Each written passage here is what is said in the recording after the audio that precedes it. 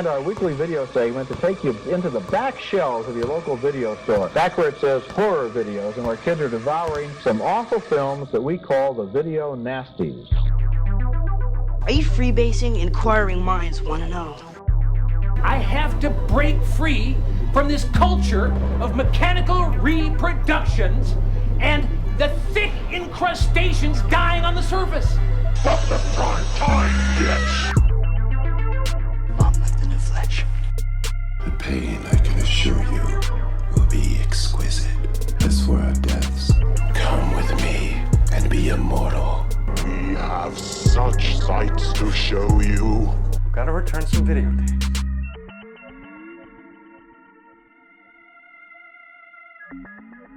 Hello, horror hounds, and welcome to the It Slays podcast. I'm your humble host, Rowan. And I'm adventurous instrumental playing Mike. What the hell was that, Mike? I'm Colton. Hey, it's Jill. And we are back, or better yet, I should say I am back from my, I think Colton already talked about it last episode, my just unexpected one episode leave that has never happened in 5 years. Shame Literally on me. never. I almost booked a flight. Yeah, I I'm not almost gonna lie. booked a flight, yeah. I broke the news after we finished recording Now Slang, and the vibes were in shambles. Not gonna lie. Well, as I mentioned off air, I was trying to figure out how I could get the reveal on Mike, because Rowan wanted to be on Mike. And I just couldn't do it. It was just, too complicated. Yeah, so, I guess if you didn't listen to the Suspiria episode, which was great, guys. I edited it. It was fantastic. I loved it. The people love it. Yeah, so... It's doing numbers, doing huge numbers, Huge numbers. Some people are saying it's the best hosted episode of the show so far. I'm just going into, like, a Trump campaign speech, In 10 seconds, we're about to hear... Please clap. And then I'm gonna bow out and be like, well, it was a good run, just not mentally fit to do it anymore. But no, if you didn't hear that episode, I took a week off, we adopted a daughter, so I was spending time. I figured that was a decent excuse to at least miss one episode. It'll never happen again, guys. Death, anything else, it's... Yeah, because, all fathers, you're like, I'm gonna do one thing with this child and then that's it. No more. I put in my time. Never. Call me when you're 18. I'm going to pick up milk from the store. Yeah. Never to be seen from again. Yeah, so I don't really have much to say other than that. But what I do have to say is, Mike, if you could do me a favor and keep that chum line going while we talk about what we've been consuming, you know what that means. What have we been watching? What have we been listening to? What have we been reading? Just what have we been doing in general? Okay, so here's the chum line, chums. See what I did there? I have had a garbage couple weeks and have literally... consumed almost nothing except my Real Housewives of New York when I'm going to bed.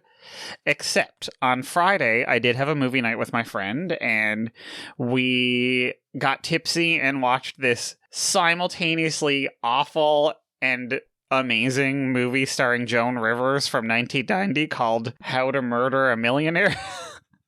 And it's this, we thought it was like a thriller or something, a TV movie, and that's why we picked it. And then all of a sudden it turns out it's just this weird, like, slapstick comedy about her thinking, because they're, like, kind of rich. Their house is really not rich looking, but apparently they have lots of money. And she's convinced that her husband is trying to kill her.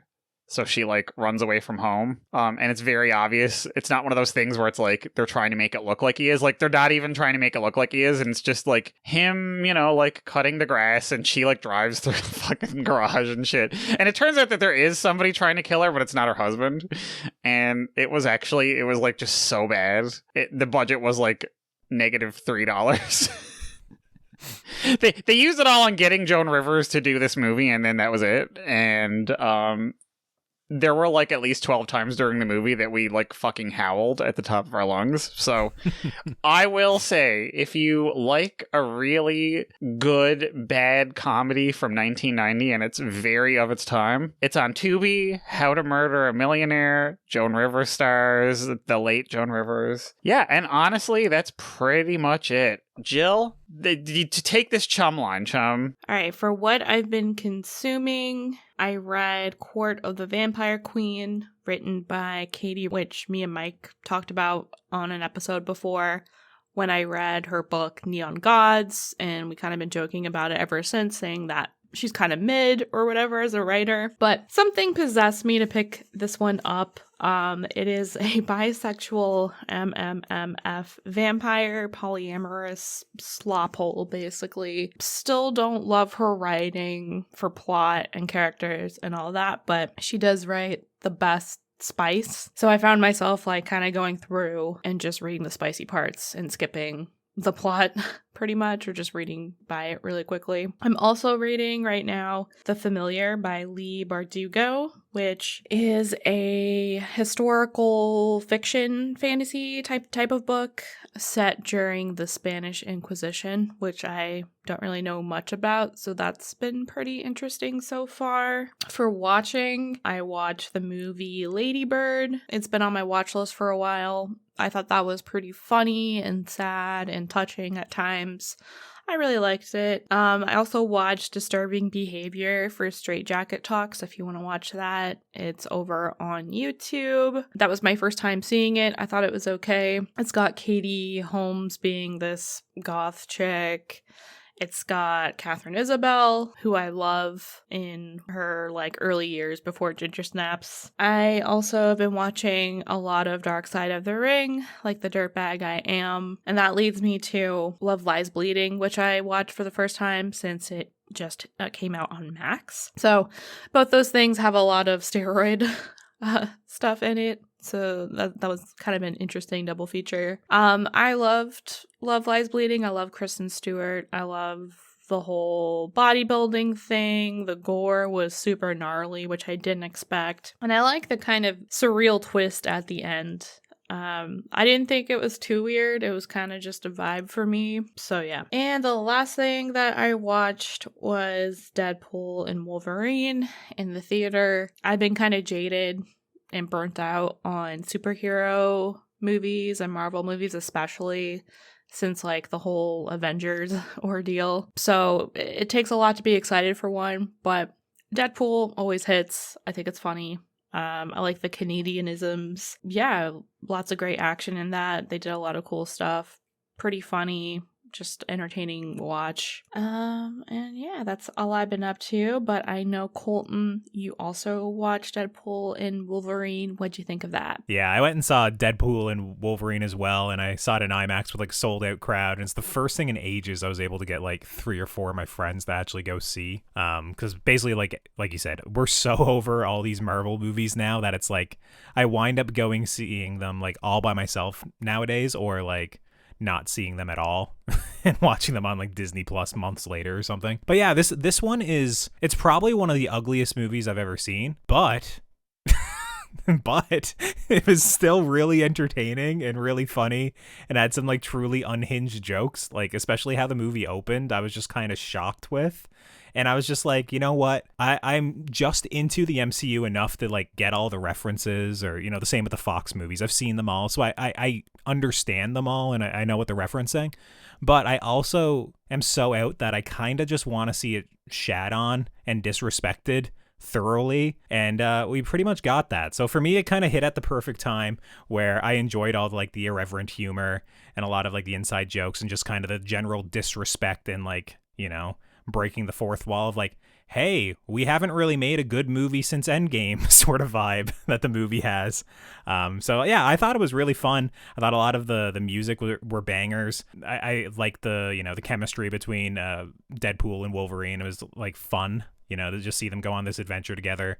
And like so many of the cameos and like the little reveals and whatnot worked for me, but like didn't really overstay their welcome either. Like they weren't like super distracting. It was like good for a joke, and there was like sometimes a joke that'd be around for 5-10 minutes, but they weren't like, oh, a secret co-lead of the movie or something. And Dogpool was awesome. Yeah, that was like a big highlight of the movie for me. So yeah, it's weird. It's one of those movies where I didn't really like Deadpool 1 and I didn't really like Deadpool 2, but for whatever reason, I don't know if it's because I'm like overworked or that my brain is just like rotting nowadays. That I enjoyed it. I thought it was pretty good. In theaters, I also checked out Twisters, which is man, is this just like boring, sexless movie that just like, I'm like, how do you have a movie starring what's her name, Daisy Edgar Jones and Glenn Powell, and like the B plot is supposed to be like this romantic, you know, will they, won't they, and it's just like there's no sex pool. There's no. I was still thinking about Deadpool. There's just no sex appeal, like remotely, in this whole movie. They're like afraid to have the characters kiss. They're afraid to have anyone be intimate. They're afraid for like anything. The whole time I was just like, man, just let movies fuck again. Just let movies fuck was kind of like my vibe when I was watching this movie, because they were trying to go there, and then just would always just never let it happen. So I was watching this movie. I was bored silly. If you want to see CGI bullshit of just tornadoes spinning around 4 or 5 times over the course of a 2-hour movie, maybe you'll like it. If you are from like a red state and love country music and big trucks, you'll probably love it as well. But for me, when I was watching it, I was just like, man, I miss Minari, because this director made like a little small, like probably like $2 million A24 movie that made me cry. And then he goes and makes Twisters, and I'm like, wait, the guy who made Twisters is the Minari director? Yeah, Lee Isaac Chung. What? Yeah, he directed That was Minari such a good and then movie. made Twisters. Yeah, Oh my so I was God, like, that's wild. yeah, I'm like literally like, dude, you brought me to tears like 2 years ago, and now you're bringing me to tears because I had to sit through this shit. So I was, I don't know. I'm not a Twisters fan. Twisters hater. It's the most disappointing news I've heard in a long time, because that was like really high on the like me and Exilia go to the movies list, because she loves the original Twister movie. I mean, Bring back Helen Hunt. That movie's just a banger anyway. But yeah, every single person I know that went and saw this was like, man, this just isn't it. Yeah, it's doing like gangbusters at the block. Oh my God, I can't speak. It's doing numbers at the box office. Like, you know, I think it had like an $80 million opening weekend or something. But basically everyone I talk to about it, they say it's more or less just kind of a remake of the first one with more steps and like just, you know, more convoluted bullshit. Like literally like Daisy's character in the movie, she has like a revenge plot for tornadoes, and it's like, I know that's in the first one as well, but it's just so stupid. I was just so over it. I like the entire time I was like, I just want to leave. Like I was watching it to try and pass time because I had to like switch over to like a later call time, and I was just like, bro, I don't want to be here. It was bad. I don't recommend Twisters. The last thing I saw was The Coffee Table, which I know Jill watched, I don't know, weeks ago, whenever. Yeah, there was a guy at work who kept coming in every day, and every like daily PA we'd have in and be like, oh, has anyone seen The Coffee Table? And I'm just like, bro, no one has seen The Coffee Table. Like, you know, like 2 people have seen The Coffee Table. So anyways, I decided to watch it, and everyone talks about it as like it's this most like anxiety inducing movie ever made. So for me, I just fell asleep, and it took me 2 sittings to get through because I just kept falling asleep. And I thought it was pretty dumb, and a lot of the acting was subpar, but I will say, like, it has a couple of, like, nightmare scenario moments. Like, you know, it's kind of like the pitch of the movie is just essentially like a husband and wife fighting over a coffee table that he really wants to get. And then it's just, you know, from then on out, it's like every single scene, it's just like things are not going his way, and it's just like a house of cards just like falling. So there is like some good shit in there, and especially like the ending I thought was just like, oh man, this is like truly a nightmare. What's happening here? But by and large, I don't know what it was. I was just like, the acting kind of sucks. And, you know, it's so shocking within the first 10 minutes. You're just kind of waiting for that to pay off for like the next hour and 20 minutes. So I don't know. It was all right. I didn't hate it, but I also didn't think it was like the most stressful movie I've ever seen in my life, like some people have been saying, I guess. But yeah, that's basically all I've been watching. I mean, I watched some other things, but it's not really worth talking about. Rowan, what have you been watching? What have you been consuming? Well, I'm gonna disappoint everyone that listened to Suspiria. I didn't watch Suspiria. Yeah, shocker. 2.5 hours it's long. On my shocker. list, but I think have you seen it before? So me and Exilia, I remember I bought it when it came out, and me and Exilia started watching it. I don't know when, like years after I bought it. But I think we made it like, I don't know, half hour into it. I just wasn't ready for it, I don't think. I have no doubt that it's pretty good, but me and Exilia are just such, like, super fans of the original that I'm like, this is fucking stupid. Like, I'm like, what is this? Like, and I think, after listening to your guys' conversation, like, I do agree, like, I need to go into it and be like, not have anything of the original in my mind. And also, I think Radiohead's really overrated, so that part doesn't really attract me. I know Exilia likes the music from it, even though she's never seen it. But I will watch it. I've got things are a little calmer now. So next episode, maybe I'll report in. What I did see that you guys talked about, me and Exilia went for our last kind of date night of being childless, and we went and saw Lawn Legs.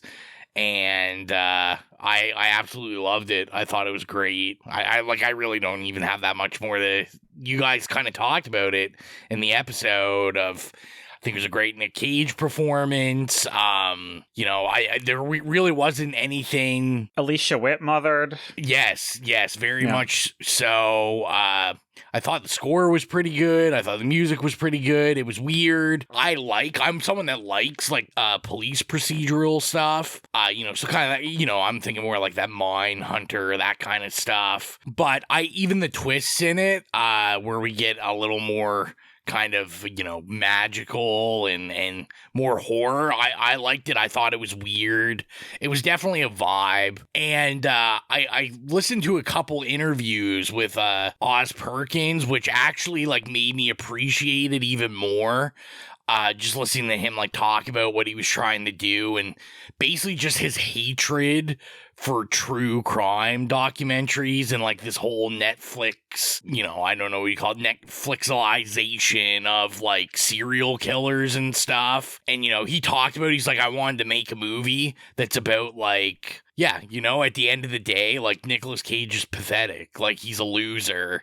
These guys aren't cool. They're not someone that, should be turned into a rock star. They're just pathetic. And they're, just kind of built up. So, yeah, I thought that was a great film. What else did I see that I haven't talked about before?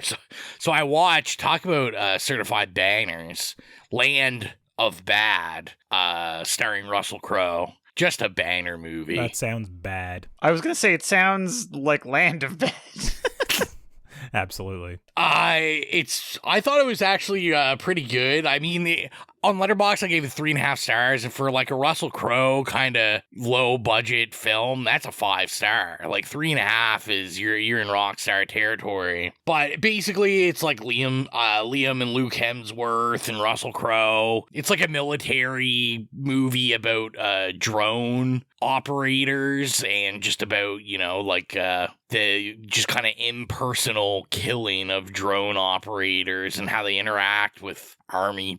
What do you call it? I was going to say army people, I'm 2 years old. Army people that, they're dealing with. But I thought it was pretty good. Russell Crowe's performance is hilarious. Not only is he a drone operator, but he has severe OCD, and it's just all these quirks. He also is obsessed with NCAA college basketball, and it's just this weird performance. And I like some of the things they do where, there'll be scenes of Crow just bombing a place and it just kills hundreds of people or, even 10 people. And then it'll cut to him looking for vegan cheese in the grocery store when he gets off work. And I thought it was pretty good. It shot really well. So, I thought it was kind of cool. Me and Colton talked about it off mic, but I did see Kind of Kindness while it was in the theater here. I thought it was pretty good. It's not my favorite from him, but I think it was interesting, and it was definitely not what anyone in my theater was expecting. You could tell everyone was there from Poor Things, and they were just not ready for dark old Yorgos. Yeah, from 10 years ago. Yeah, they weren't ready for that weirder shit. Yeah, Jesse Plemons, just fucking always amazing. Jesse Plemons. I saw Maxine. There's an episode about that. You can hear my thoughts on that. My first theater outing with our daughter was Despicable Me 4. That's a big watch. Big watch. Can't say I was a huge fan. I've only seen the first one. I remember liking. Oh, you're just not up on the lore. I liked the first one. I remember seeing the first one, really liking it. This one, just not for me. Like, it was just a lot of random stuff going on, and it seemed like every 5 minutes, like, they just forgot about the plot, and it was just like random scenes of minions for an hour and a half, however long this movie was. Seemed like 8 hours. I mean, it is meant for like 6-year-olds, so their attention span is no longer than 5 minutes. I was also going to say maybe it actually is really well set up if you've seen Despicable Me 2 and 3 maybe. and 2 Minions movies and this Minion cinematic universe. What else did I see? Like Jill, I did see Love Lies Bleeding also for the first time. I bought the Blu-ray like the minute it came out.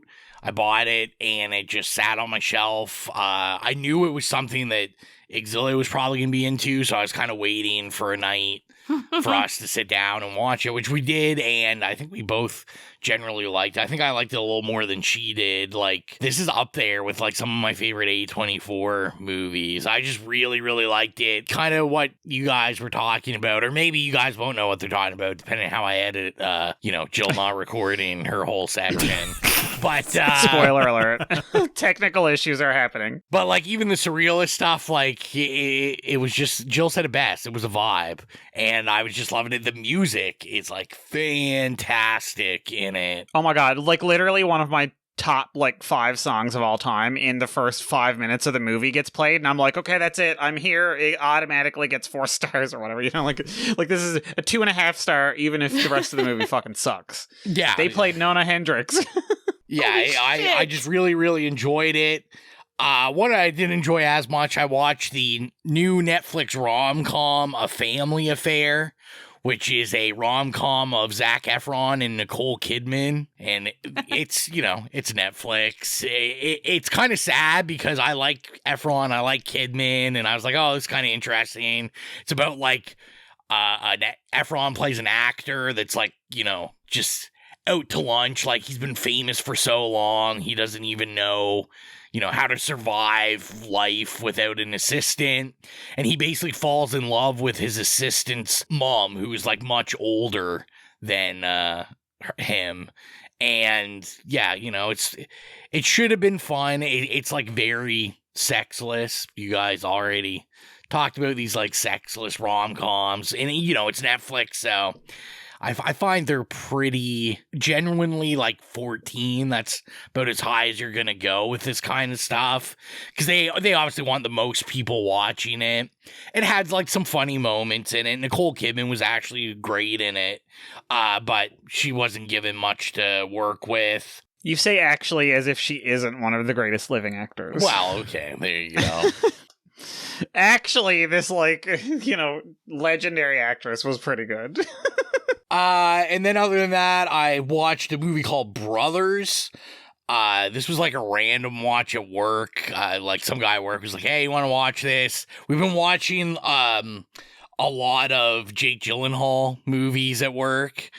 I've seen this one. Yeah, so I was like, sure. And then he was like, hey, Tobey Maguire and Natalie Portman are in it. And I'm like, oh, like, okay, sweet. And guess what? It's really not that good. This is like a movie about a guy that fights in Afghanistan and gets captured and then comes back and has PTSD, and there's like this will they won't they relationship with his brother and his wife. They all think he's dead, so, like, they're kind of like, wait, it's basically there's a movie called Brothers. It's a Danish movie, and this was an American remake of it, and it's not very good, mostly because Tobey Maguire plays, like, the guy in the army that has PTSD and comes back and is, like, crazy, and I just don't, Tobey Maguire doesn't intimidate me. If I'm Natalie Portman, I'm like, why didn't they swap it around? Well, Jake Gyllenhaal was really good in Jarhead. But it's because the other brother is supposed to be, like, fresh out of prison and, like, a fuck up and stuff. So Gyllenhaal, they're like, let's make Jake Gyllenhaal the trade of the season. And like, Gyllenhaal's pretty good in this. Like, Natalie Portman's pretty good. It's just like the Tobey Maguire stuff was just really funny because I'm just like, you're Tobey Maguire, man, you're Spider-Man, and he's just is there some kind of, like, perception that he's a good actor? Because I just like I mean, I will say Babylon. That's all I'm saying. Babylon, Tobey Maguire. Yeah, fantastic. Oh, I haven't seen that. Also, this same director directed 50 Cent's Get Rich or Die Trying. Oh, yeah. Which, oh, there we go. I didn't have logged on Letterboxd, or at least not marked as I've watched it. I have seen it, so. Oh my God, guess what, Golden? I've never seen it. That was marked as don't ask me if I've seen this one. Bro, I've seen it. I gotta watch it, though. We'll talk about it on the show sometime. Yeah, we should pick it as a pick. So another one, I watched a short called Corey's. This is on YouTube. It stars Connor O'Malley, who is like kind of gaining fame. He's a comedian, but he's like a big, he does a lot of work with Tim Robinson. So he was in the show Detroiters, and he's also like in all the episodes of I Think You Should Leave Now on Netflix. And he's been putting out all these like shorts, and this was fantastic. I went in just seeing a lot of people logging it, and I'm like, what is this? And this is like, it's like I'm watching Brandon Cronenberg short. Like, it's a body horror. There's some wild visuals in this. He didn't direct it. A guy named Dan Straight directed it. But, like, this is just really, really good. Connor O'Malley wrote it. And I don't want to give away a lot because it's a short story, but it's basically about, like, what happens when two of the same guy meet and combined. And like that's the general plot. And it's really well done. Check it out. It's on YouTube. It's free. It's like 11 minutes long. Yeah, after you logged it, I checked it out as well. I thought it was pretty good as well. So. Yeah.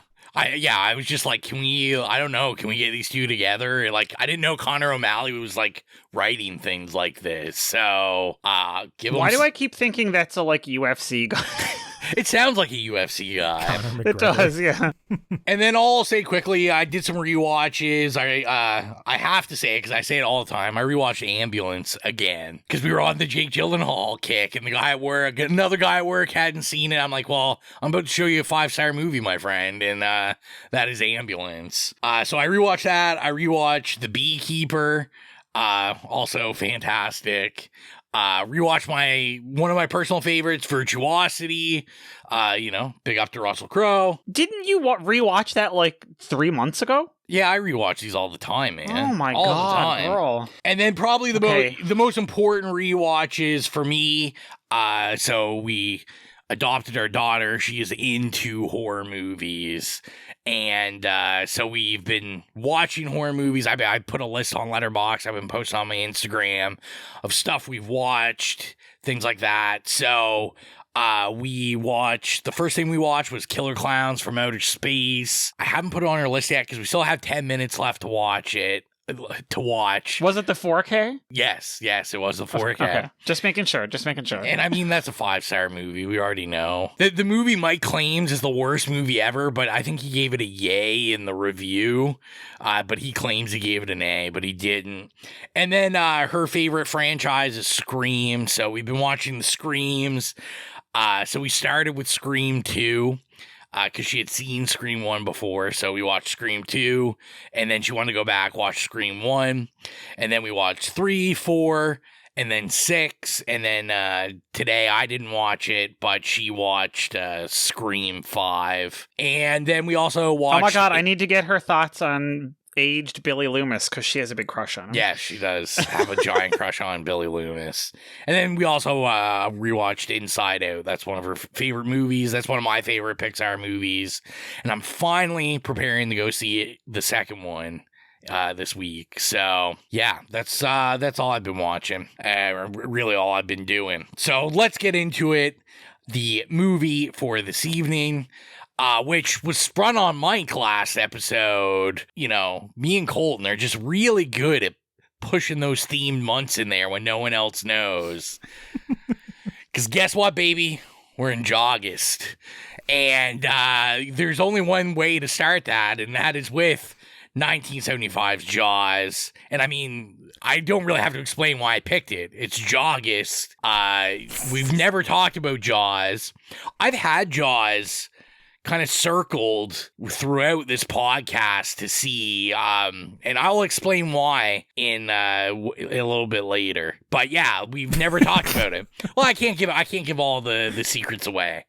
So, but yeah, no, this is the obvious pick.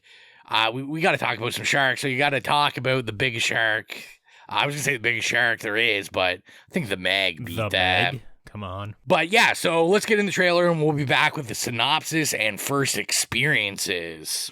None of man's fantasies of evil can compare with the reality of Jaws.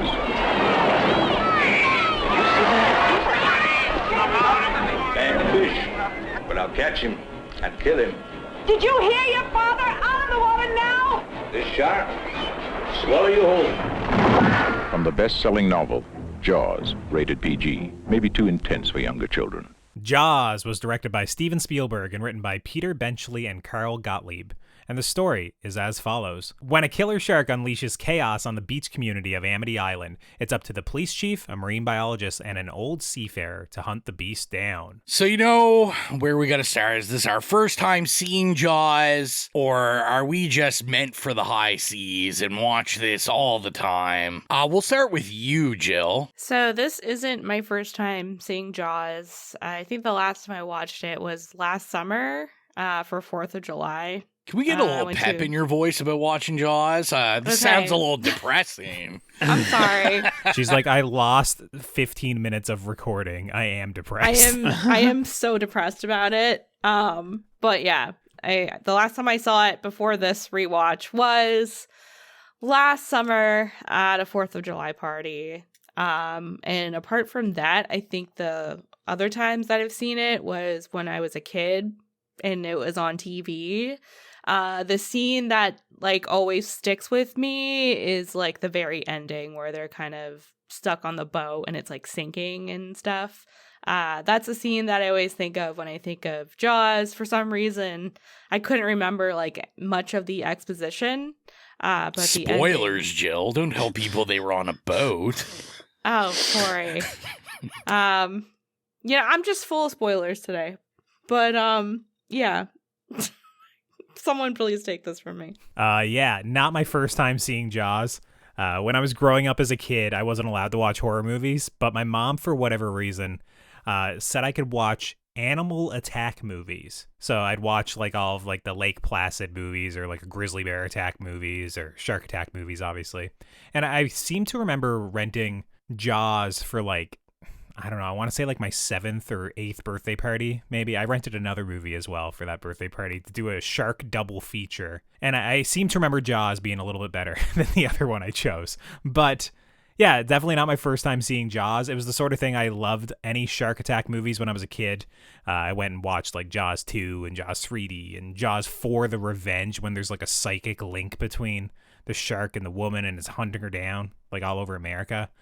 The movies just like literally jump the shark and get crazy like the more they go on. But yeah, I've seen the original quite a few times. I think I went in theaters to see like the, I don't know, whatever it was, the 40th or 50th anniversary there a few years ago and checked it out when I was living in Toronto that one year because my brother hadn't seen it and I was kind of working on like a Steven Spielberg kind of like collage sort of thing that I wanted to make into a t-shirt. So yeah, I mean, I've seen Jaws a few different times. What about you, Mike? So I actually saw it... What was that? Dude, that was a weird burp. No, keep that in, Rowan. Yeah, keep it in. You have my permission. So anyway, now that escaped my body, God.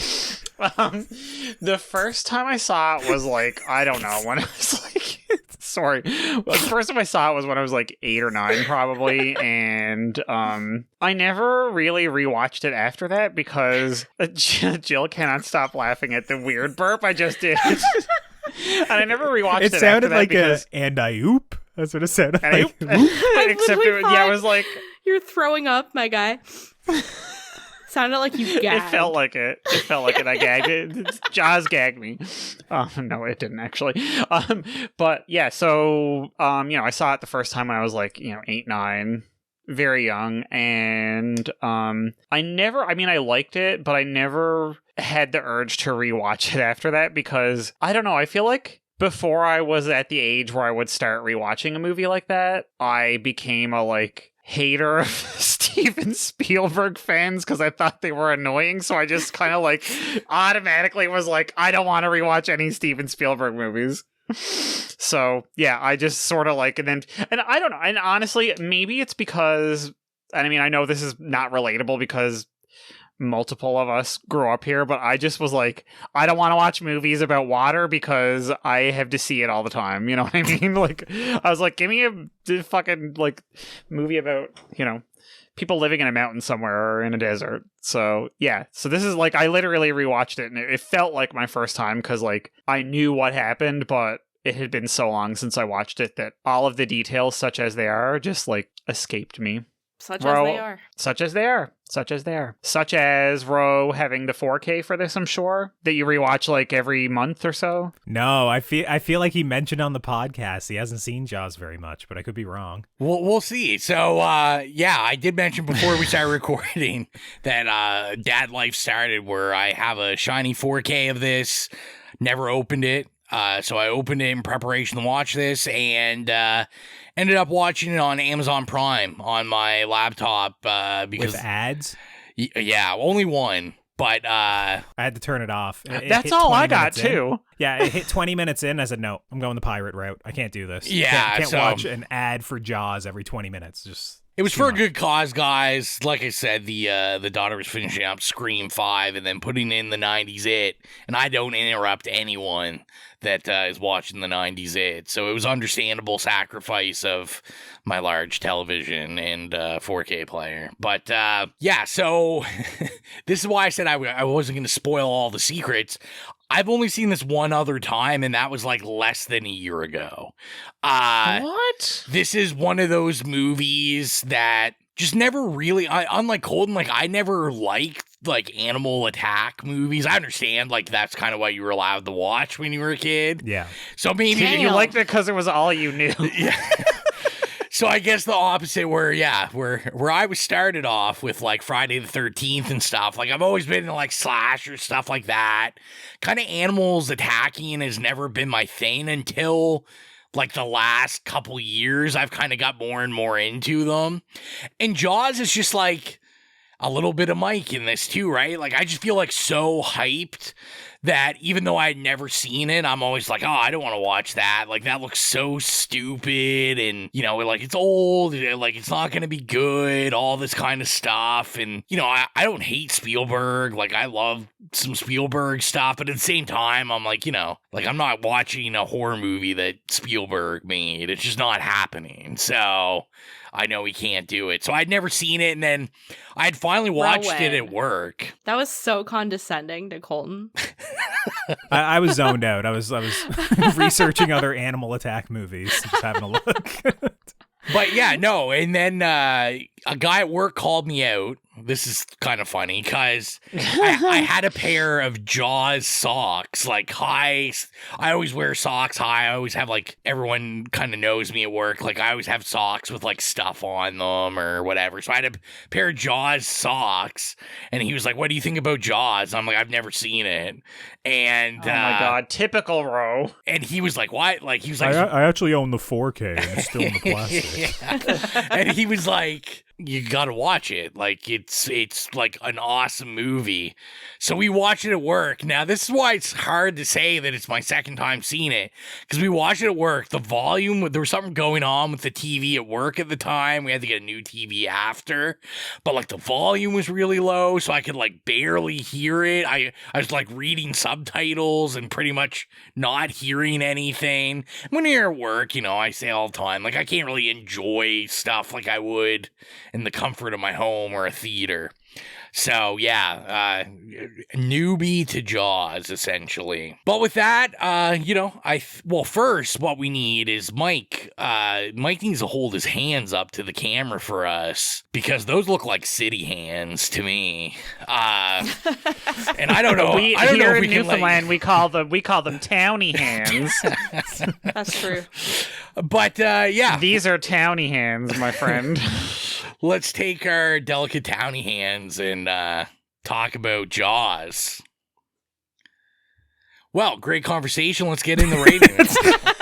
It's kind of unhinged. One of my first notes is like, whoa, Spielberg movies used to have boobs in them, which is like, I don't know. That was probably my thoughts when I was like 8 years old watching this movie too. But I was like, damn, there's boobs in a Spielberg movie and tasteful bush.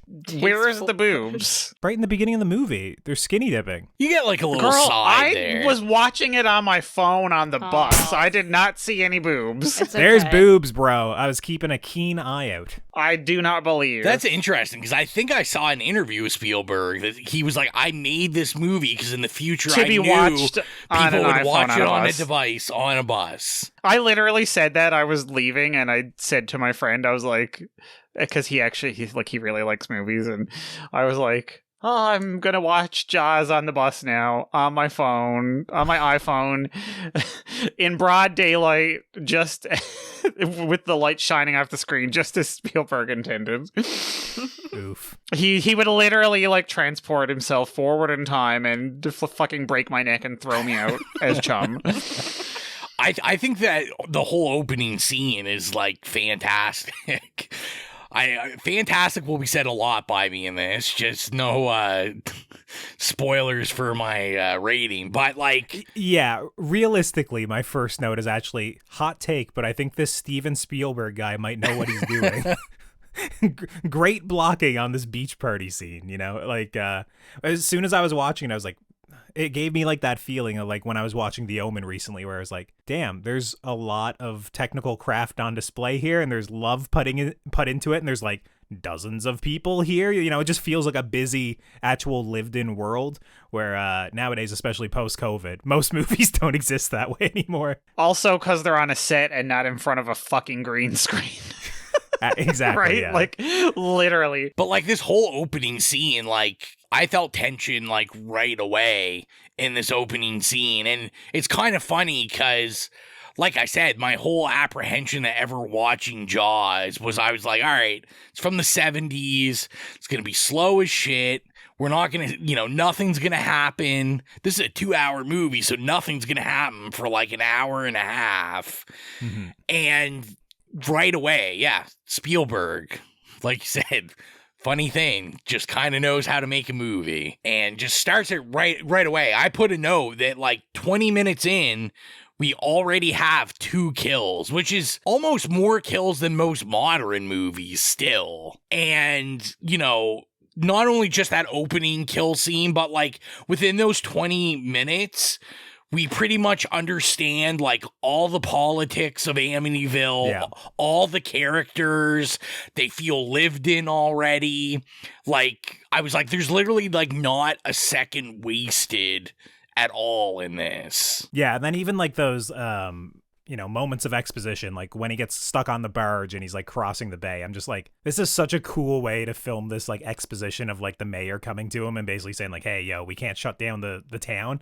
And then he's just like literally stuck on this barge. They're trapped on a barge. Can't leave the conversation. And it's also just like a oneer of like this, like, I'm just thinking like the technical like setups, like, if you don't get it in one, it's like, okay, everyone, now we got to go back on the barge across again and drive the cars on and shit. It's just like when I'm watching it, I'm like, yeah, once again, they just don't make them like this anymore. And all of the exposition and like the character introductions and stuff are just like excellent. Like when Quint comes in and he just like grinds his nails across the chalkboard. It's like one of those cheesy like character intros, but it's also like, damn, this guy's gonna be iconic. You can just tell. Just always nibbling on like some sort of saltine. Yeah.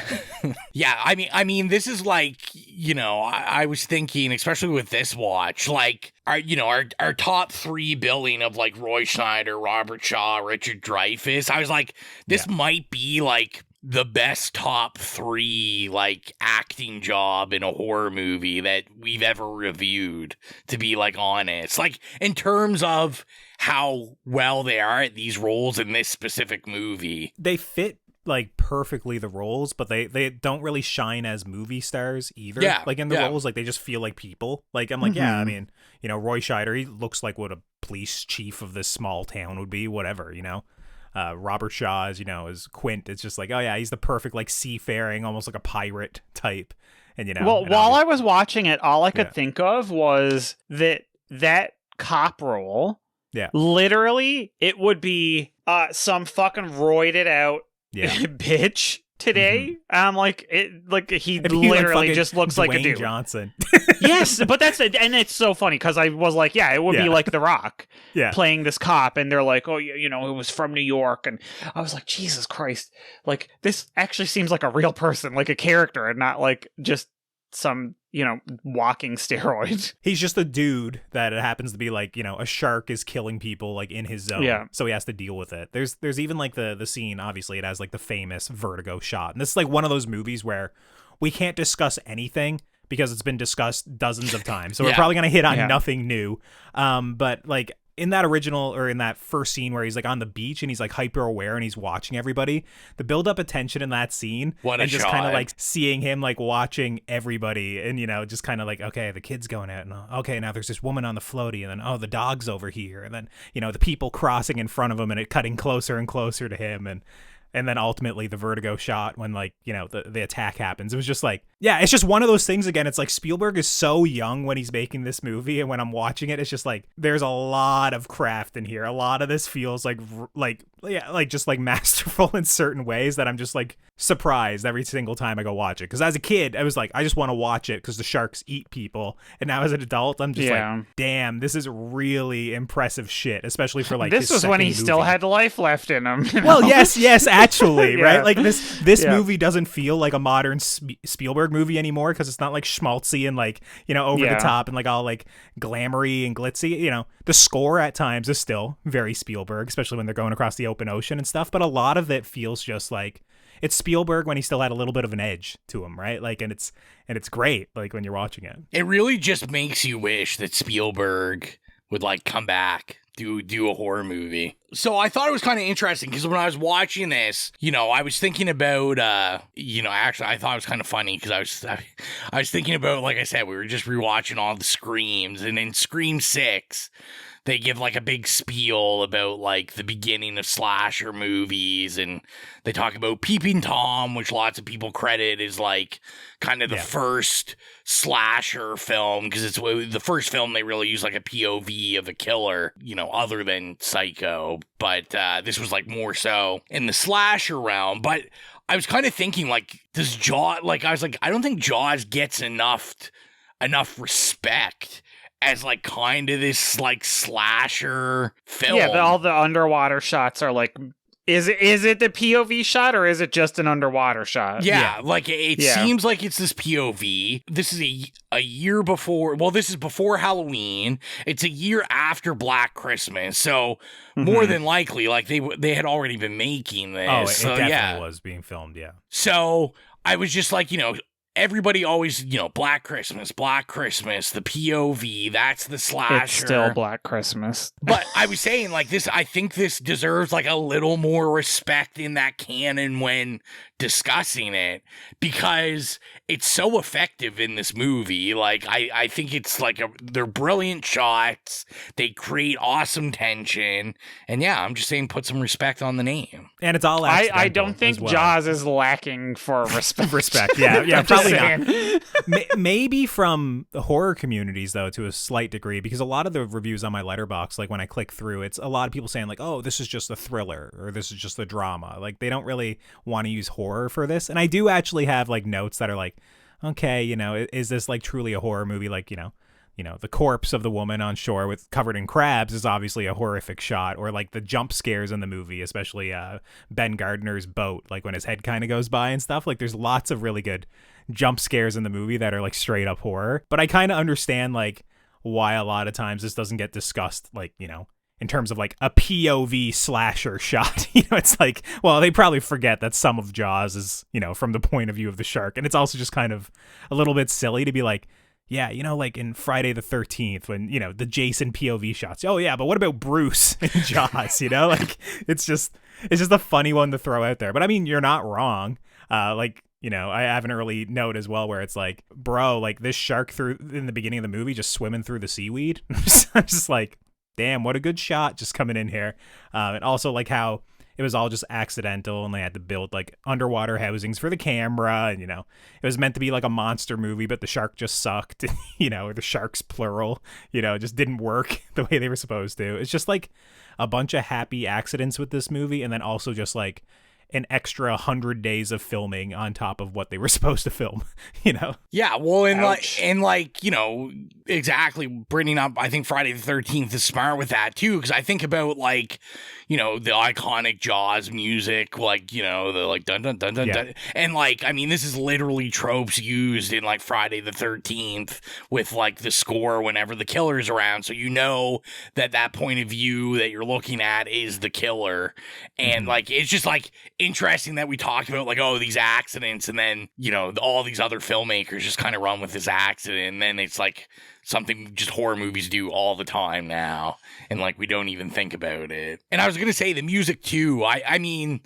I did have a note, the same thing that you were talking about, Colton, is, like, this goes back to the Jurassic Park episode and our talk of, like, is this a horror movie? Where, you know, I think probably an argument for people would be like some sort of thriller adventure film, because the score does toy with those adventure themes. So I was like, I feel like the score almost undercuts it a little bit at times. Yeah, it's the sort of thing when they're out on the open ocean, they're just sailing around. It very much just sounds like almost like a modern, like, Spielberg adventure score, or like something you'd hear in Jurassic Park's a good pull, or like Indiana Jones or something like that. Like, it's just this adventurous tune, and then obviously the actual, like, Jaws dun dun dun is like completely different, right? Like they're like polar opposites of the scale. So I understand, like, if the whole movie kind of had more of that vibe to it and was always unnerving and always tense, I could understand, like, I mean, probably people wouldn't argue over it at all if it was like a thriller or a drama or what it is. But I'll say the same thing as I said on the Jurassic Park episode, probably, where it's like, what is it? It's like horror is the fear of the unknown and a thriller is the fear of the known. And it's like, we all know what a shark is, you know? We all know that a shark is scary, you know? It's just, it's more so like how it's portrayed in the movie that I was kind of keeping an eye out for, like, the moments that seemed like they'd be in a horror movie rather than just like a thriller. Like, it's, you know, don't get me wrong, there's lots of thrillers where you'll see like a quick glimpse of like a body, especially if it's like a crime movie, you know, like with a serial killer or something like that. But in this, like, there is some like gnarly shots every now and then, right? Like, you know, with gore, you know, with limbs missing and stuff like that, which, you know, unless it's like a Fincher movie, you're usually not seeing like decapitation or gore, you know, in a general thriller most of the time. I do have a question for Jill, and that is, Jill, I had in my notes, is Jaws, should it be adopted by Newfoundland as a Newfoundland movie?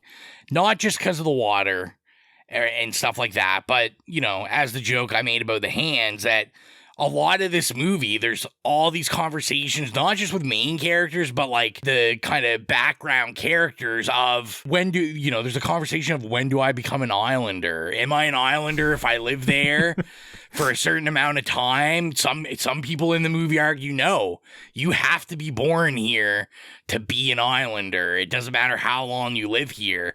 And, you know, this is like a townie versus Bayman, Labradorian, like mainlander. Well, I'm just saying this is an interesting conversation. I thought was very Newfoundland, especially like as someone like me that lived in St. John's. Like, St. John's is just a bunch of people really that went there for university and end up staying. Most of the people I meet in Newfoundland in the city are people not from Newfoundland. True. Yeah. And then, then you see those people like 3 years later and they're like wearing t-shirts that are, you know, like Townie or Bayman or whatever. And you're like, wait a second, aren't you from Ontario? I don't know what's going on. But yeah, should this be adopted by Newfoundland? I think there's a lot of similarities between Newfoundland and this like culture they have here.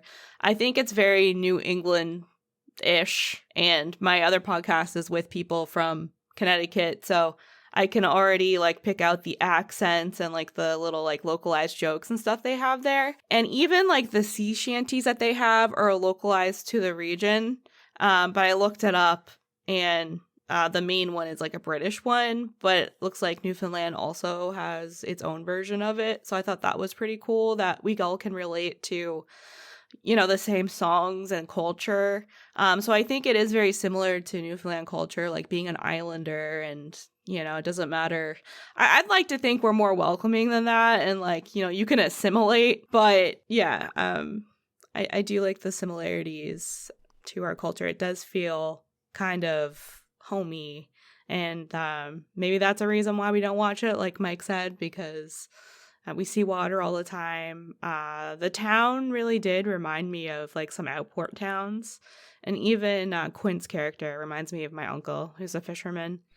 So yeah, definitely familiar to us. Yeah, he thinks he knows everything. And like his sayings as well, like, you know, like, here's the swimming with bow-legged women and shit like that. Like, yeah. You know, there's some like characters from out around the bay that, you know, especially like older men, they have all these like little sayings and shit and like little rhymes and stuff like that. That is like, yeah, when I hear stuff like that in a movie like this or in The Lighthouse or something like that, it's just literally like, oh yeah, this reminds me of Newfoundland for sure. And I love the kind of friendship that the three of them have when they're on the boat trying to catch the shark.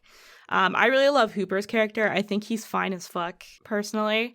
I love that he plays, we talked about the characters of like Quint being like the fisherman and Brody being the cop or whatever, but we didn't talk about Hooper. He's a great like scientist. And I think he's such a hero, like, you know, diving into the water. When he goes down to the boat like you're talking about and the head pops out, that made me scream when I was watching it yesterday. Oh, so good. I literally jumped like a little bitch to that. So scary. Him going down the cage is like iconic. Like that's what I remember from my childhood. Like the boat I was talking about. Also, I used to work on an iceberg and whale tour boat. And it was like the same size and everything as the boat in this movie. Mm-hmm. And it kind of freaked me out because we used to have like whales be like literally as close as the shark was, like circling the boat, underneath the boat and stuff.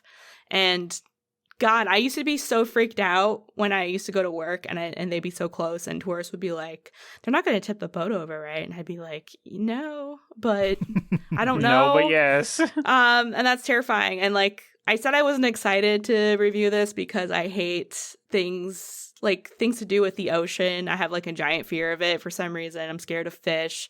So yeah, even though this is like terrifying and it probably gave me some like trauma as a child, it does have something for everyone. Like Colton being able to watch this as a kid, you know, like one of the things you're allowed to watch. It definitely has like this magical child and like nostalgic feel to it, but it has something for the adults. The gore, in my opinion, is really good here for the 70s, like the legs being chopped off, the girl's hand, I think in the beginning, all those shots were so good. And the saddest thing to me is Quint's story when he's talking about his friends, you know, in the life vests. And they just got eaten from below. And then he dies being like eaten from below, like the waist down. Mm-hmm. That was so sad to me. Well, and it's just like, you know, like we keep saying that 8 million people have done podcasts or something about Jaws. It's just like how good Spielberg is at like, because like to me, I was like getting emotional when like Quinn's telling his story and like, you're just like, oh shit. And I love that whole scene of like, you know, these, especially Quinn and Brody, they're in these like very like masculine jobs. And it's like this masculine bonding that you don't necessarily see a lot in movies where like it starts off by like, you know, comparing the war wounds and who's got the gnarliest, but then like it gets really vulnerable and it's just like, oh, like holy crap. And like I said, it's just to me like the chemistry between these three. And I will say, like, you know, you were talking about Hopper Jill, and like I did notice on this watch, like when Richard Dreyfuss, you know, comes on screen, like I just like, what a rock star. Like his like presence and his essence is so good in this that I was just like, even though to me, like Brody's still my favorite character in this. I love what Roy Schneider does. Like, I think Richard Dreyfuss steals almost every scene he's in. Like, he just has, like... Of course he does. He just has this great, like, kind of, like, young, you know, rich, spoiled kid charm that character needed. To quote the great TikTok meme, my thoughts between, okay, first of all, I literally forget he's in the movie because whatever.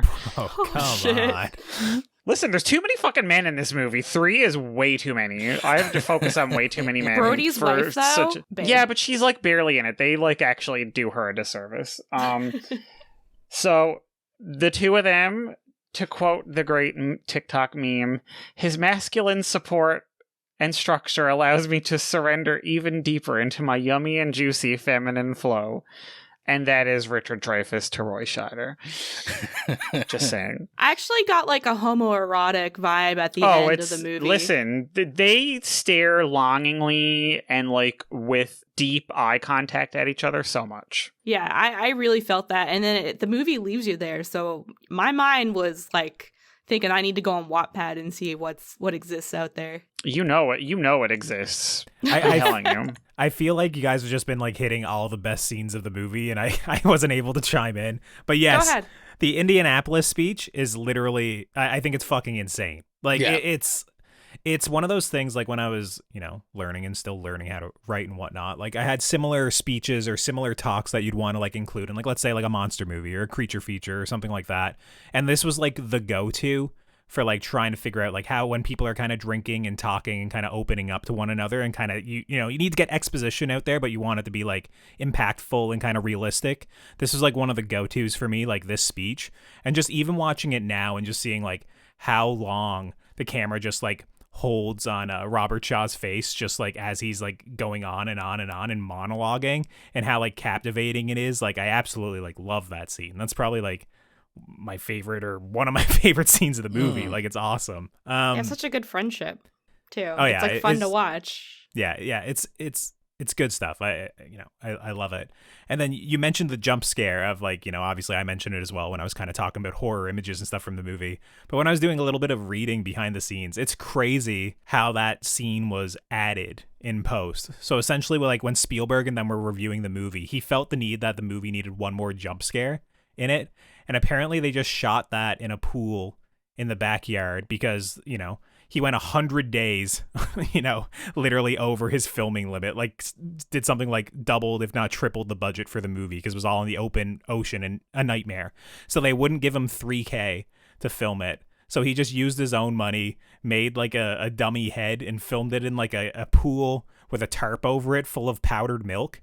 And I'm just like, it is insane that you just did this in like a backyard or something. And it's like just such an iconic shot from this movie that it's like when you were a kid, I remember like that was like, it's like childhood trauma, like that scene. Like I remember so clearly, and also being like, oh, his head doesn't look right. Like, is that what people look like when they're, filled with water underwater? It's all like oily and gross. Like, I just remember it as a kid. It was just like horrifying. Right? It just like shocked me. So it's just crazy that like, that was added after, long after of all the filming. He's just like, yo, we need to do something, one more jump scare to scare the kids, essentially. And the adults. And the it adults, holds yeah. up, I feel like. It's a great jump scare, yeah. And then there's a couple with the shark, like in the latter half of the movie too, like when they're around the ropes and then just like the shark will surface really quick. And since they use the shark so sparingly due to like the technical limitations of the filmmaking, but also just because it feels like the movie is saving it for so much of the movie, that it's like all the more shocking in the third act when the shark kind of keeps surfacing, or like you get like the full shots of like the shark like being like 20 feet long next to the boat in the background, or like, having Quint like up on like the front of the boat, the masthead, and like, following the buoys and stuff, the barrels and all this shit. It's just like, there is so much stuff when I'm watching this movie that it's just like, this was really complicated to shoot, and this was a lot of money, and like so much could go wrong that it's kind of like amazing that he even managed to pull this off and shoot like an extra 100 days on the open ocean and basically have the entire crew hate him for making this movie. And then it pays off. Like when I'm watching it, it's just like, I'm impressed by this movie all the time in terms of like how much restraint with the shark, and then also like how much we actually get to see the shark near the end, and it looks good for a good portion of the shots. There's some that look a bit shoddy, obviously, but like I just didn't remember like, oh, we get the whole head of the shark coming up out of the water, or we get the whole, upper half of the body up on the boat and stuff. It's very impressive, like, especially for the time period. It's like insane. Yeah, it's just when I'm watching this, I'm just very impressed by what they pulled off, and then also like what like a fledgling filmmaker who's probably like, I don't know, 27 or something, like when he's making this movie, like managed to do. It's insane. Well, and you know, to me, what's funny about it is just the fact that like when you watch this and knowing like how badly everything failed with like the animatronics on the shark and, like you said, just the real limitations of what they could show and stuff. It's funny because even the shots where we get so much of the shark and like you're looking at it and you're like, oh yeah, like I can definitely see eyes aren't moving. Yeah, its eyes aren't moving, and I'm like, minimal movement. Yeah, this still looks better than like anything, you know, that I've probably seen in a creature like a animal attack film in like Sharkula. Yeah, Sharkula. But I mean, it's just like, because obviously this would just be like a CGI shark, you know, this would be like the Meg or something like that. And it's just like even a non-working shark that is actually massive and, you know, actually a physical thing, you know, yet again, we just like the practical effects of it just works out and it just gives it, you know, that quality. There's a couple of shots, like especially near the beginning, where they haven't like fully shown the shark yet, but you see like the dorsal fins kind of peeking out, or like, you know, there's that like fountain of blood that erupts. But there's also like a shot where I think it's when it goes to like the pool and there's like, you know, the people in the boat and the kids and all that stuff. There's like a quick shot of like where its head kind of surfaces just beneath the water, and it's like this gray mass that kind of comes up. And when I was watching it this time, I was like, damn, like once again, it's such a good shot. Like it's just, you know, they don't fully show it, but like it's enough there that like there's this tangible thing beneath the surface of the water, which is, you know, it just adds to the tension and makes it all the more scary when you're watching it. So I don't know if you guys are ready I had to get a little serious for this podcast. I knew it was going to be a lot of fun, you know, talking about great scenes and animatronics, but I want to get like really real for a second. And I want to talk about ugly kids. Oh. Brody's kid. One of those kids, man. He looks like the guy from the Goonies. It's bad. I don't think so. It's bad. I've seen way uglier kids. That kid at the dinner table, I'm like, damn. Like, why did they have to do Brody like this? Why'd they do him like this? Sometimes when you have two attractive parents, the child isn't attractive. Like, that happens sometimes. They get all the recessive genes. Yeah, so maybe that's what happened here. But I don't know, like, if it was Spielberg's camera or what was going on, but I was like, there's shots where this guy literally looks like the guy from the Goonies. Like, he's smiling, his teeth are messed up, it looks like he has a wig on, maybe. It's just, I was like, I feel bad for this kid. When I'm watching it, it feels like there's just so many like little Spielberg kids in this movie, like, you know, and like once again, as a kid when I was watching it, it's just like, it's something you don't notice. Obviously, you're just like, oh, there's kids in this movie. They're like me and they're afraid of the shark and whatnot. They're going out swimming and, you know, I don't know, they're on the floaties and dying and whatnot. But when I was watching it this time, I was like, man, Spielberg has always just like made sure that he has like children in his movies that are like present and, you know, and they're part of like the danger or part of like the adventure even. And just, you know, obviously for the majority of this movie, it's three dudes on a boat for the latter half.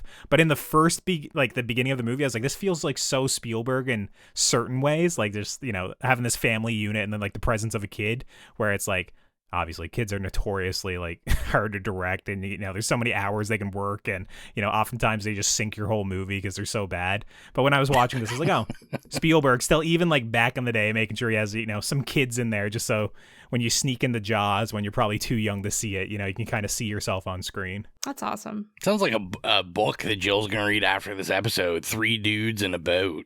Sounds like maybe some sort of smut she would pick up. No, it would be 3 dudes in a boat and the shark. Yeah, the shark would have to be in the boat. The shark has to be part of the what was the shark you talked about? MMS romance. The muscly shark? Street sharks. Street sharks. Street. I want that one. Jill can work on like some Jaws fan fiction for the internet. It's gonna be Hooper and whatever. And muscly shark. Anyways, yeah. Colton. Yeah, no, I was actually going to speak about Hooper just because you mentioned like how heroic he is. And I thought it was funny because I'm like, This guy just swims away. He just leaves the whole third act, or at least the climax of the movie. He's like, he got in the cage. He gets like almost mangled by the shark, and he's like, "Oh, I'm out." He goes and hangs out on the bottom of the ocean for the rest of it. He was the only smart one. So what's interesting about this is that the original script had him dying in that scene, but Spielberg found such good footage of like, an actual like cage getting like destroyed by a shark, and the guy in the shot like gets away, that they wound up changing like what happens to the character because it just didn't fit the footage. And when I was watching that footage, I was like, this is a real shark 100%. Like this is like crazy footage that we're watching. Wow. And then I was like, oh, okay, it wasn't actually shot for the movie. It was just literally like, shot for probably a documentary off Australia or something, right? So when I was watching, I was like, this is pretty sick that they kind of like married it together, and they had all those like smash zooms to like his eyes like going wide as like the shark is like attacking, and it's mixed with the real footage and going back and forth. It's like, once again, it's like decisions like that I'm surprised like such a young filmmaker like kind of found solutions like for like probably like issues with the movie and solved them that way. But then also that it worked, and it was like basically pretty seamless in the end of the day. Like, most people probably wouldn't assume that it's like, oh, he like married like existing footage with this to kind of cobble something together, right? And then it wound up rewriting that portion, right? So it's just, I don't know, when I was watching it I was just like, man, why does he just swim away here? It's kind of weird. And I'm like, oh, never mind, he was originally gonna die here, so that's why he swims away and hides out for the climax, I guess. I'm glad they didn't kill him. It would have made me really sad. And I'm also glad they didn't kill that dog on screen, because it looks a lot like my dog who I loves thought to swim. about that. Pippin, R.I.P. And I might have gave a little real giggle. sad. He's still alive. Your dog, or Nah, Pippin. Okay. I was like, that's good that your dog is still alive. Yeah, my dog's still alive. Don't take it near any water in Amityville, though. Yeah. I'm just all over the place. I want to mention another really silly scene when I was watching this movie that I didn't remember it. The dock getting ripped in half. And then, and the people getting dragged out to sea, and then like the tension of the dock turning around and then chasing them back to shore. Oh my god, that's some goofy shit that I just had a big smile on my face that I was like, what are we doing here? Like that's like one of those scenes where it's like, oh yeah, we're watching this horror movie, we're gonna discuss it on a horror movie podcast, and it's like a dock chasing, like this dude back to shore. It's so goofy, but I love it. I was watching that going, yeah. Colton would be watching this going, why didn't he just jump off? It's not logical. Well, I mean, I was more so like, how is this dock spinning around and chasing him? This is crazy. The shark would be on him by now. But yeah, I don't know, it was a funny scene. I was just gonna say, I love that shit because I take it as the shark just being like really smart and just like such a dick and toying with them. So yeah, I love it. I think that's in the movie too, just as text, that like the shark is pretty smart. Like it's literally like chopping off the barrels or like cutting the lines or kind of like entangling them in their own like stuff. Like this is a smart shark, and this is before they get like psychic powers and shit. So this is just a good predator, apex predator. I was gonna say, if people are interested that are listening to this or into like shark stuff, I did when it first came out a couple months ago, I watched Shudder's got the documentary Sharkploitation. It's like long. I think it's like 3 hours long, but it's all about shark movies and like even like history of sharks and how like humans have interacted with sharks. But I mean, if you love Jaws, it's definitely worth a watch, because obviously a lot of it they talk about Jaws, and I thought it was interesting, especially because I'd only seen Jaws once, then watched that, but then coming back to this, because I remember them talking about that, like, pretty much, like, humans, like, interaction and kind of, like, scared and hatred of sharks, like, really didn't exist until this movie. Mm-hmm. And that, like, actually before Jaws, like, we were just kind of cool with sharks, and, like, weren't really scared of them. And also, like, when you look into it, like, sharks really aren't that scary. Like, they're like any animal. They're, like, more scared of humans than They're fucking scary. But I just thought it was interesting, kind of sad too. Like, I remember they were talking about, like, after this movie came out, there was like a huge uptick in like people actually killing sharks because they were like scared of them, and they were like, oh, we have to like kill these beasts of the sea. Yeah, so I mean, that's a thumbs down for Steven Spielberg. The blood is on his hands. But yeah, watch that documentary if you're interested. It was very interesting, especially like I don't remember it all, so I'm not going to say it, but like, yeah, they talk about like ancient history too. Like apparently like, there were certain people that like worshipped sharks, and we viewed sharks as like gods and stuff like that. It's pretty interesting. And you'll also get to hear all about like, I don't know, like two-headed meth shark attack, the film. I don't know, whatever those, lots of other bad shark movies. But yeah, just a little thing that is worth checking out. I had a quick note of the kids who were playing the practical joke of showing up as a shark to the 4th of July, like, celebration. Read the room. Like, crazy kids. I was just like, those kids would be shot so quickly. Like, I like that there's the beat that they come up out of the water. Yeah, it's America. Like, they're shoot first, ask questions later. Yeah, like, there's like people with like 20 guns aimed at these kids. I'm just like, damn, bro. That was like, that's a crazy joke. It kind of takes some balls, because they obviously know there's just all these people with guns like surrounding them, and they're like, no, we should do it. This will be funny. I was thinking about how at the end, when he was trying to shoot the canister, that he needed VATS so he could use his action points to like actually hit the target. He just didn't have VATS, that's all. And it almost cost him his life. That's what you get. Put more fucking points into agility, bitch. That was a really good scene at the end too, just with him like laying down, like firing on firing on the shark, like half a dozen times. I don't know, the explosion. I like the shots of the bullets going under the water. Yeah, I thought that was kind of cool looking. Yeah, a lot of it just works out really well. And then of course when the shark explodes, there's like, I don't know, it looks like pieces of like mechanical shit in there too, and it's just like, oh, it's it's not a real shark exploding. I'm disappointed that it didn't do the like cutting back and forth from 20 different angles and showing like just like literally showing the explosion like 20 different times in 5 seconds slow from 20 motion, different angles. Yeah, all these different angles. I need that. Yeah, loads of blood too when it happens. Just shark meat. In a lesser movie, it'd like start a feeding frenzy, and then that would be where Jaws 2 would pick up. He's out there, and there's a dozen sharks there waiting for him. My only last note is I got to give a shout out to the mayor, Larry Vaughn. I thought that this guy was awesome. Like, such a capitalist pig. So good.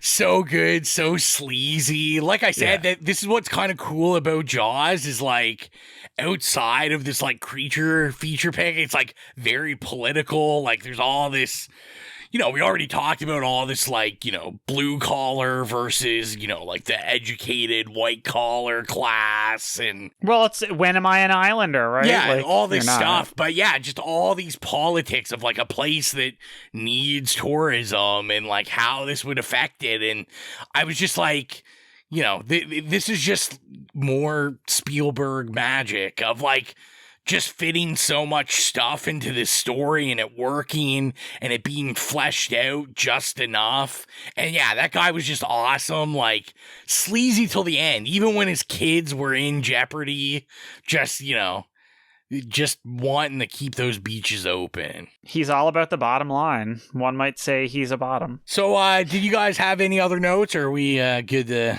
get to a rating? Let's get to it. All right, so let's land the plane on this one and get into rating it. If you're new to the program, our rating system is nay, okay, yay, or slay. Mike, you watch this one on a bus. What would you rate Jaws 1975? Just have to make sure to call you out there one more time. Oh, you couldn't let it go. You're like, just one more little twist of the knife. Okay, listen, that's fair. I would have done it to you too, or any of us. Okay, so my rating, based on my viewing of it on an iPhone on the bus in the middle of the afternoon on a sunny day, would be, okay, I know it's like, oh, Jaws, it's a sleigh. It's not quite a sleigh for me. I will give it a very strong yay, because I'm not going to lie, I wasn't looking forward to rewatching it because it had been so long. And again, I have this like kind of a little bit of haterade for Spielberg in me over the years.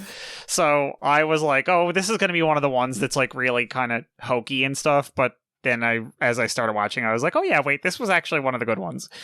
So yeah, it's a strong yay. I think it's like so technically well done. The acting is wonderful.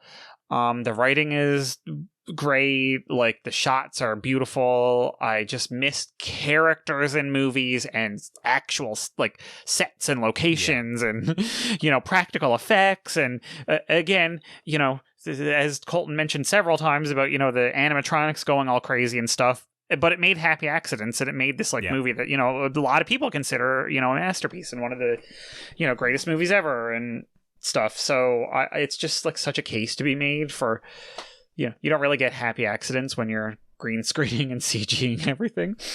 But that said, it's like still not quite hitting the like masterpiece mark for me personally. Like I totally get why it's like a lot of people's like top 10 of all time and stuff. Again, I said it earlier and I don't want to sound like a hater, but there was just too many men in it for me. There was way too long when it was Old Man in the Sea, but it was Old Men in the Sea. So I was like, fuck, I'm feeling like I gotta watch this or like read this for high school all over again. So again, you know, but even that didn't drag it down too much for me because they were charming and, you know, it was well written and the actors were great and they were like just actual characters and it felt like real people and not like actors acting. And that's like such a huge draw. So I don't want to rewatch it again anytime soon, but I would like I kept thinking like, oh, if somebody had this on 4K and was like, let's watch Jaws, I would totally rewatch it again because it's like such a beautifully shot movie. And, you know, Spielberg is obviously, you know, a master back in the day. Like this was like his heyday or his ascent, I guess. So yeah, it's totally like a really strong yay. Not quite a sleigh, but you know, I really enjoyed it, and I really enjoyed my rewatch, and I wish it hadn't been on my phone, but, like, listen, that's life. You kind of gotta roll with punches. Jill, what do you think? So, like you, Mike, I was kind of dreading watching this. It's been a long time since I watched the whole thing and paid a lot of attention to it. But also, I don't really fuck with sharks and underwater stuff. Like I said, have kind of a phobia. So yeah, I was also surprised when I watched it and really enjoyed it. It's also going to be a yay from me. The only issue I really have with it is that it is really long and it is very masterfully done, but there's still moments where I kind of tuned out a little bit. I was just getting, it was just too long. And I need to compare it to like another kind of creature monster movie like that's kind of similar in tone, which is Jurassic Park. And Jurassic Park to me is a sleigh, and Jaws in comparison to that is not as good. Like I can watch Jurassic Park and not get bored, and I can watch it over and over and over again. Jaws, not so much. It does lose me, but everything that we talked about, the characters, the story, the way that it's shot, the practical effects, there's just so much nostalgia here, and it transcends like a couple of genres. It's got something for everybody. So it's a classic for a reason. Rowan. Me, so yeah, I'm I'm not gonna go off of what probably many other people are, review this or rate it. I mean, I'm going to give it a sleigh. Like I said, it took me pretty much 36 years to watch this movie, and I kind of kick myself for not seeing this at a younger age and having more time with it. And I am this movie is too long guy. I think it's just right. I think there's not a moment that lulls, for me at least. I was like just entranced with every moment. Like I said, I liked all the like secondary plot lines and the characters and how everyone felt like they lived in this town and this was like a real place with real people and real things going on. And yeah, I mean, like I said, it had its jump scares that made me jump. I thought the tension was there. This is just like, I'm just praising this is a master at work to me. Like, this is why you should never doubt Spielberg. He just, he brings it. And like Colton said, it's just impressive of how young he would have been doing this. Like, this would have been coming off of like Duel and... I think that's... Duel, right? yeah. I think Duel is Duel it. is so good. It is, yeah. I mean, yeah, being like your second movie and then making the movie that actually invents blockbuster films. Mm-hmm. Like, that's what's really insane about this is like... obviously everyone's talked about that. We didn't touch on the review, but like this movie created the idea of a blockbuster film just taking over pop culture. This movie invented capitalism. Essentially for film. So, yeah, I mean, you could say so many things about it, but yeah, this is 100% a sleigh. Colton, what would you give it? Yeah, I kind of echo a little bit what Jill and Mike were saying, where I don't really look forward to watching Jaws anymore. Like when it comes up, it is something as a kid that I was just like, oh, I got to see sharks, I got to see boobs, I got to see blood and gore, and whatever else is in all these like shark attack movies, right? But it's something that whenever I turn it on, I'm always consistently surprised by the craft. Like literally, like just right off the bat, obviously, other than the jokes about, Spielberg movie with boobs, there was just like the careful blocking of just like a camera going from left to right, going across all these like characters and like talking and introducing people and whatnot. Just off the bat, that I was like, this is a real set. These are real people. It's careful blocking. No one's no one's like hidden from the camera. Like everything is done like just so technically well right off the bat that I'm always feel like I get something when I watch Jaws every single time. Obviously Jurassic Park, obvious sleigh. But what I will say is Jaws, to me, I think I have to give it a sleigh as well. And I think mostly it's like kind of just giving it respect. I do agree that when I watch it, it's not paced perfectly. In kind of like that latter half of the movie before they get to the Indianapolis speech, it does kind of like, it takes a little while to get there, I find, like where they're kind of out on the open ocean and kind of searching for a little bit, where it did lose me a bit as well. But I also had like technical issues with a power outage, and then there was some ads that were kind of killing the pacing and that sort of thing. I feel like if I was 100% devoted to it, like, and didn't have to take like an hour break in the middle, I probably would have felt a little bit differently about it. But yeah, it's just basically echoing what all you said, like the technical aspects of the movie, the shark being like constantly being like sunk and waterlogged, and them not being able to use it as like a crazy happy accident for the movie that just makes it so much better. The characters are so well written. I love the performances. A lot of the camera work, like the profile shots of the boat on the ocean, like super wide angle. Like, once again, it's like shots like this they don't even really do anymore, because it's like, oh, we'll film a boat in like essentially a tank, and then everything will be green screen, and just like, it's just too expensive to even do like a shot like this anymore, and it looks so like shit that it's just, when I'm watching this movie, I'm just constantly surprised, like, they shot this on the open ocean. They had weird, huge sharks full of like pistons and pulleys and shit sinking to the bottom of the ocean floor, and they somehow made this work and created like this masterful movie. It's one of those that when people kept saying Jaws is a masterpiece, I was just like, Jaws isn't a masterpiece. I watched that when I was 8. Like it's there's no way that's a masterpiece of a movie. But like I said, every single time I go back to it, I'm just amazed that like, shit, like this is crazy that it came together in the way it did, and it always impresses me. So yeah, I got to give it a sleigh, mostly because it helped inspire my obsession with like all the other shark movies and Shark Attack 2 and Deep Blue Sea and all these terrible movies that are far worse than Jaws. But Jaws was there in the beginning, so. Yeah, it's a sleigh for me. So I think, 2 yays, 2 sleighs. You know what? I think at least 2 of us people will respect and not yell at. So Mike is convinced it's him and Jill, but we'll see. So we gave you our thoughts on the film, and we asked you what you thought of it. And I'll be honest, not as many entries as I thought, which I usually find with, the bigger movies we do, because people talk about these movies all the time. So it's like, do you want to be the one person coming out of the woodwork to say nay for Jaws? That's probably right. Not, like I would. I love being a hater. We had Charlene write in and just say slay ! And then someone that I feel like Colton would know named Joy wrote Absolutely. in. My mom. That's Aww. right. And she said, definitely a sleigh for me.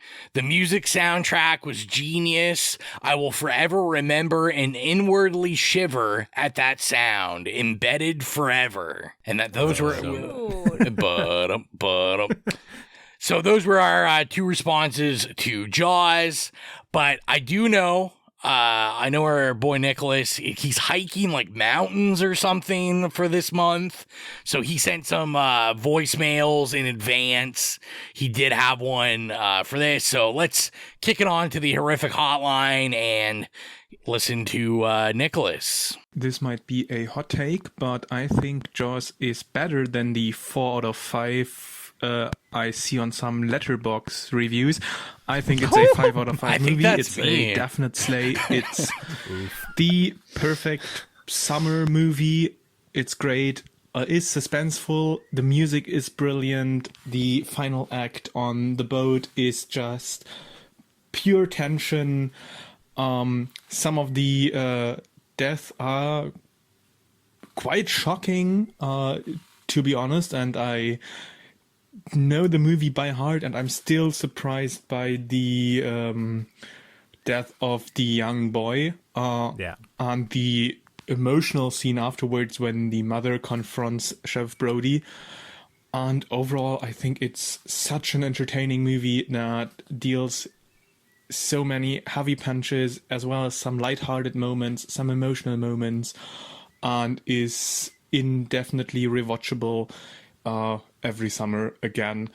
And also, I think it's a great movie despite the tension and some gruesome scenes. That is easy to watch for most people, even people who are not big fans of horror movies. Yeah. And I've watched it with a few people who are not that into horror movies, but still like it. So I guess maybe it's the Spielberg effect, because Jurassic Park, for example, is similar, having some gruesome scenes and some horror-related scenes, but is still a beloved favorite for most people. And yeah, so is Jaws. Does it beat Jurassic Park for me in my Spielberg ranking? No. But it is a very close second place, and as I said, a definite sleigh. And also I forgot, the head coming out of the boat still gets me every time, even though I know it's coming. And I heard somewhere that they filmed this scene later on in like a pool, and it looks incredible for that. Well, I'm just glad that everyone else jumped at that spot and it wasn't just me.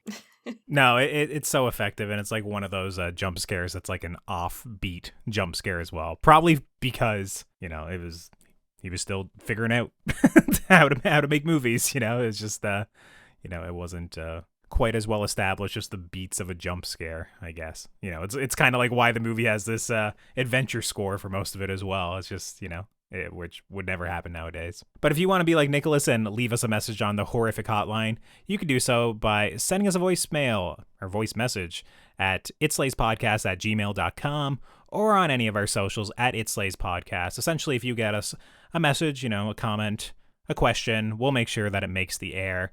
And if you're not doing so already, you can follow us on our socials at itslaispodcast. We're on Instagram, Facebook, Twitter, Slasher, Letterboxd, Threads, Bluesky. I don't even know if some of these exist anymore, but if there's a social media, we're probably there at itslaispodcast.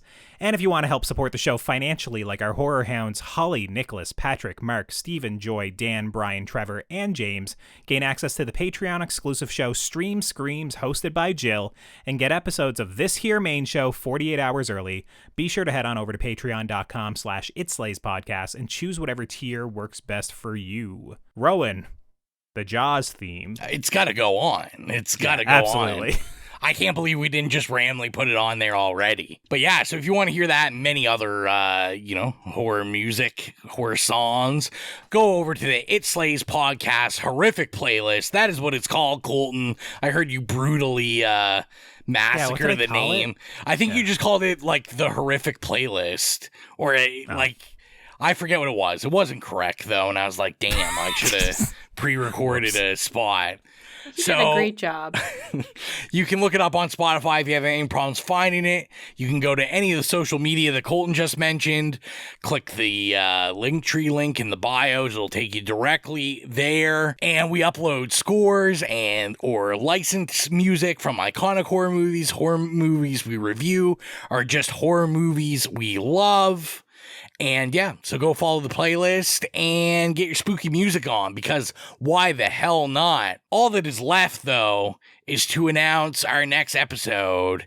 And, to Mike's dismay, I'm passing the baton because it's Colton next, which means August is still in full effect. No one can spoil our time. Colton, what are you picking? Honestly, for a lot of this episode, I was going to spoil August.